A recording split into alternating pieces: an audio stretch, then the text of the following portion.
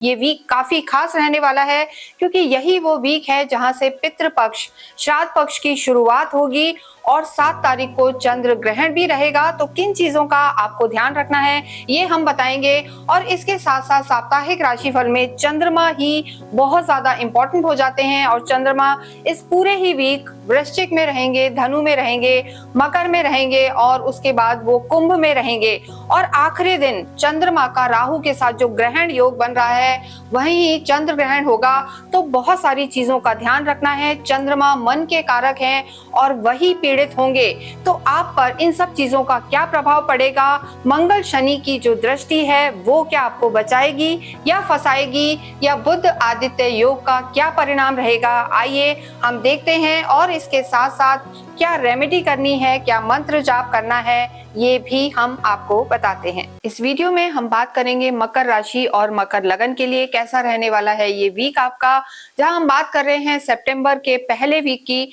1 सितंबर से लेकर और 7 सितंबर तक जब भी हम साप्ताहिक राशिफल की बात करते हैं तो चंद्रमा बहुत ज्यादा इंपॉर्टेंट होता है क्योंकि जो मून है वो हर 2.25 दिन में स्थान परिवर्तन करता है।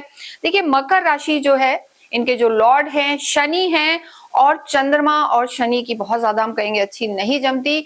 तो इस वीक में एक तो ग्रहण होने वाला है, चंद्र ग्रहण रहेगा 7 तारीख को और साथ ही साथ अगर हम चंद्रमा की स्थिति देखें तो चंद्रमा इस पूरे ही वीक में वृश्चिक में रहेंगे, धनु में रहेंगे, मकर में रहेंगे और उसके बाद कुंभ में रहेंगे।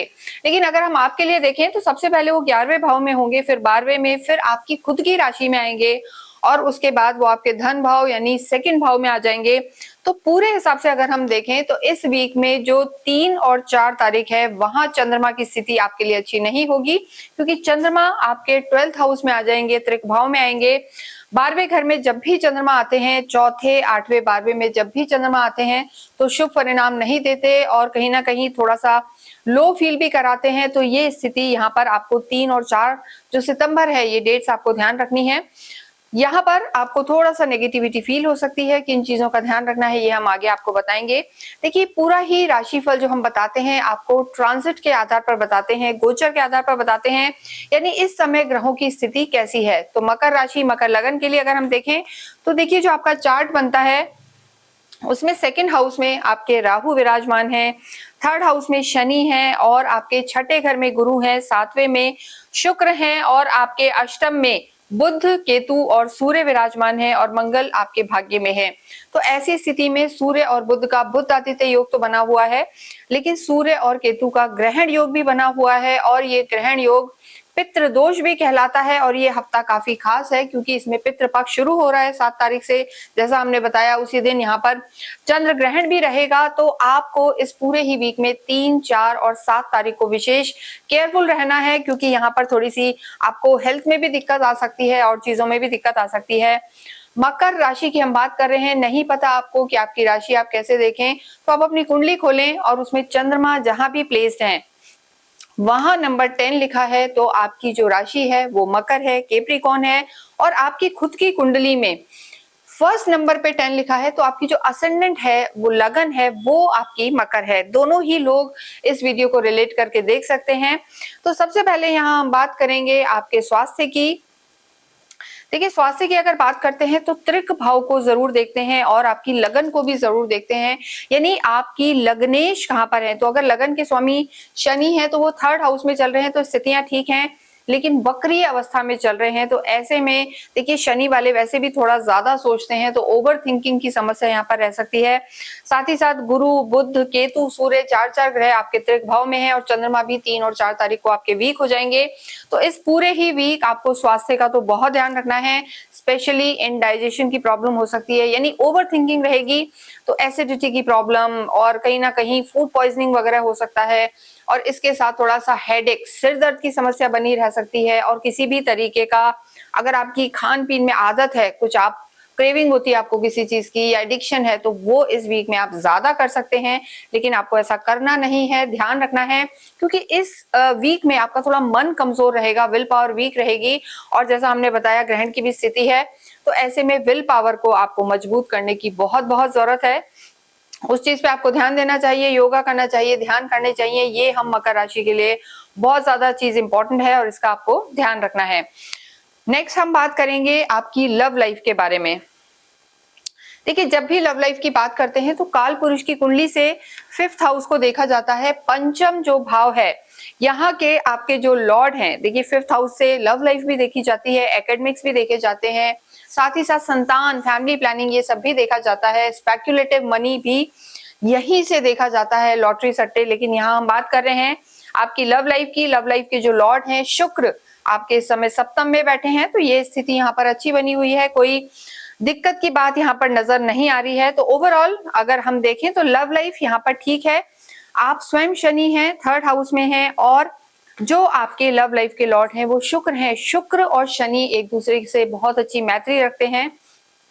तो इस वीक में अगर हम देखें तो जो आपकी लव लाइफ है, मित्रता है, फ्रेंडशिप है, फीलिंग्स हैं, वो यहाँ पर अच्छी नजर आ रही है। लेकिन आपको थोड़ा सा ध्यान रखना है, थोड़े से आप जल्दी इमोशनल हो सकते हैं, जैसे मैंने आपको बताया चंद्रमा के कारण।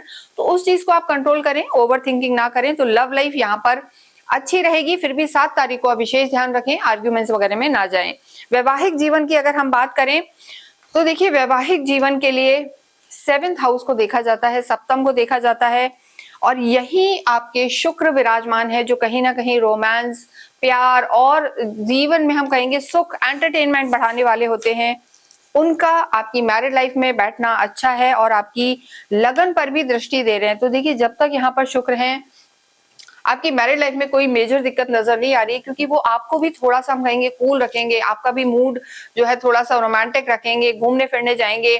हालांकि चंद्रमा खराब करेंगे, लेकिन शुक्र की स्थिति यहाँ पर आपके लिए बेटर है। लेकिन देखिए, आप स्वयं शनि हैं और आपके जो लॉर्ड है वो मून ही है, और जब मून पीड़ित होगा, यानी आपके स्पाउस का प्लैनेट जो है पीड़ित होगा इस हफ्ते में, तो थोड़ा सा दिक्कत का सामना करना पड़ सकता है। लेकिन हम कहेंगे कि शुक्र उसे बचाते जाएंगे। लेकिन फिर भी आपको कुछ चीजों का ध्यान रखना है, आर्ग्यूमेंट्स में नहीं जाना, छोटी छोटी बातों को पकड़कर नहीं बैठना, ओवर इमोशनल नहीं होना, इस चीज का खास इस वीक में ध्यान रखें।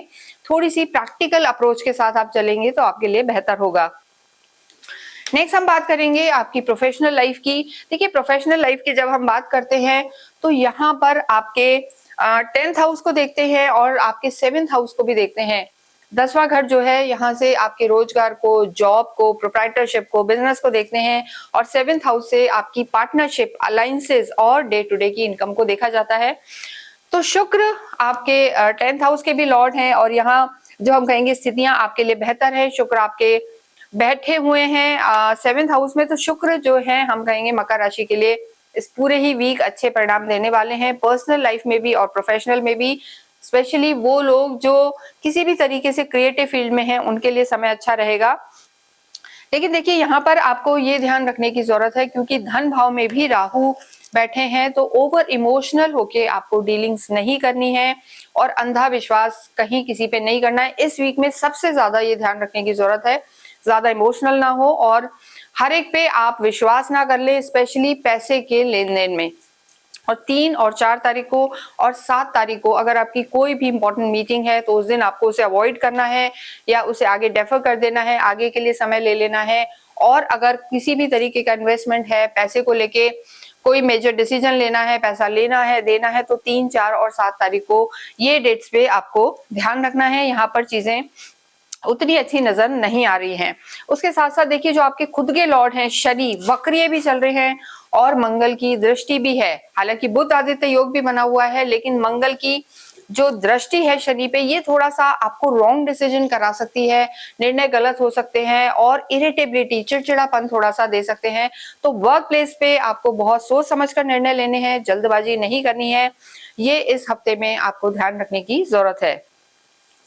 विद्यार्थियों के लिए अगर हम देखें तो समय अच्छा है। जो भी विद्यार्थी किसी भी तरीके से गवर्नमेंट एग्जाम की तैयारी कर रहे हैं, या क्रिएटिव फील्ड्स, ग्रेजुएशन कर रहे हैं, फाइन आर्ट्स या एक्सपोर्ट इंपोर्ट से रिलेटेड कुछ पढ़ रहे हैं, या किसी भी तरीके के फैशन डिजाइनिंग, ज्वेलरी डिजाइनिंग, इस तरीके के कामों में है, तो उनके लिए वो प्रिपरेशन कर रहे हैं, तो उनके लिए ये समय अच्छा है, ये वीक अच्छा रहने वाला है।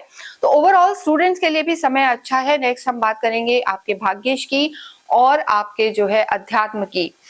देखिए, आध्यात्मिक आप होते हैं, आध्यात्मिक जो प्लैनेट है इस समय हम कहेंगे गुरु, जो ज्ञान के कारक है, और एक जो केतु है वो अष्टम में बैठे हैं, तो यहाँ पर आप आध्यात्मिक रहेंगे। ध्यान साधना में आपका मन लगेगा और कहीं ना कहीं आप नॉलेज भी लेते हुए यहाँ पर नजर आ रहे हैं।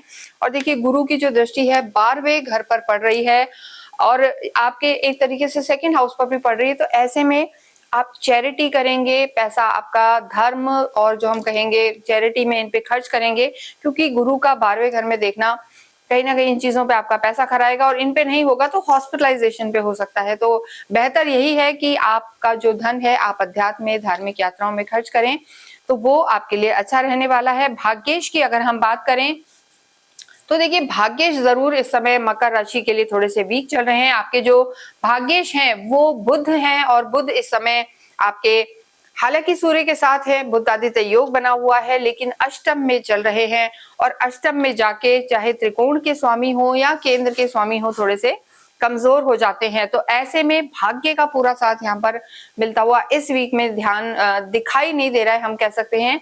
लेकिन आपके जो मंगल हैं वो जरूर यहाँ पर बैठे हुए हैं, जो आपके डिजायर हाउस के स्वामी हैं, लाभ के स्वामी हैं, तो वो जरूर आपको इस वीक में सपोर्ट करेंगे। अगर कोई प्रॉपर्टी वगैरह लेना चाहते हैं या रियल एस्टेट से रिलेटेड आपका कोई काम है तो ये जो वीक है आपके लिए अच्छा रहने वाला है। तो पूरे ही वीक की अगर हम बात करें तो यहाँ पर आपकी लव लाइफ ठीक है, वैवाहिक जीवन ठीक है, कारोबार भी ठीक है, लेकिन भाग्य थोड़ा सा कमजोर नजर आ रहा है। इसके लिए आपको अवश्य ही जो हम कहेंगे 7 मुखी रुद्राक्ष धारण करना चाहिए। 7 मुखी रुद्राक्ष आप धारण भी कर सकते हैं या आपके घर के मंदिर में आप विराजित भी कर सकते हैं, क्योंकि शनि को रूल करने वाले जो हम कहेंगे रुद्राक्ष है वो यही है। शनि के ब्लेसिंग्स के लिए भी रूल तो नहीं कर पाएंगे शनि को, लेकिन शनि के ब्लेसिंग्स जरूर आपको मिलेंगे अगर आप 7 मुखी रुद्राक्ष पहनते हैं। आपके लॉर्ड शनि हैं तो ओम शम शनिश्चराय नमः का आप जाप करते रहें, हनुमान चालीसा करें, ये भी आपके लिए बहुत जरूरी है। इसके साथ साथ जितना हो गणेश जी की आराधना करें, बुधवार को गणपति के मंदिर अवश्य जाएं, ओम गंगणपते नमः का जाप करते रहें, क्योंकि जो आपके भाग्येश है वो बुध है। ये सब करेंगे तो ये वीक भी आपका शांति में निकलेगा। इसके साथ ही जो कलर आपके लिए लकी रहने वाला है वो लाइट ब्लू जो कलर होता है वो आपके लिए अच्छा रहेगा और लकी नंबर आपके लिए 8 है। इसके साथ ही इस वीडियो को हम यहीं विराम देते हैं। कमेंट बॉक्स में आप अवश्य ही ओम शम शनिश्चराय नमः लिखें। Thank you.